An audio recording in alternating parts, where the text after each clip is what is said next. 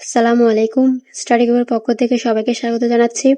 আজকে আমরা অষ্টম শ্রেণীর ইতিহাস ও সামাজিক বিজ্ঞান বইয়ের ষষ্ঠ অধ্যায়ের নাম সামাজিকরণ, সামাজিক নিয়ন্ত্রণ ও সমাজ পরিবর্তন, পৃষ্ঠা নং 87 আলোচনা করব।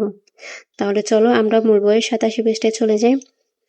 দেখো, অধ্যায়ের শুরুতে কিছু লেখা আছে, এগুলো তোমরা নিজেরা পড়ে নিবে। এরপরে দলগত কাজ 1, প্রতি দলে 5 থেকে 6 জন থাকবে।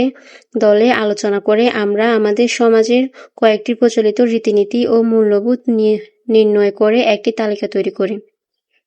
এরপর নিচে আছে অনুশীলনী কাজ 1, আমরা আজকে এই ছকটাই পূরণ করব। তাহলে চলো আমরা এটা সমাধান করে নিই। আমার সমাজে প্রচলিত রীতিনীতি ও মূল্যবোধ।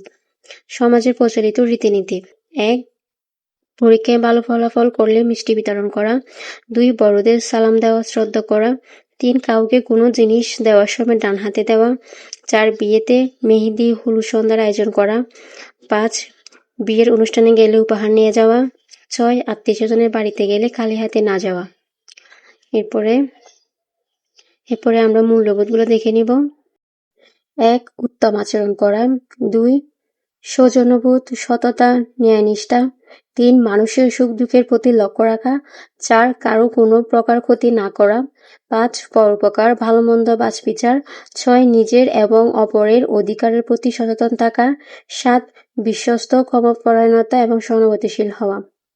এতক্ষণ স্টাডি গ্রুপের সাথে থাকার জন্য সবাইকে ধন্যবাদ। সবাইকে পরবর্তী ক্লাস দেখার আমন্ত্রণ রইল। আসসালামু আলাইকুম।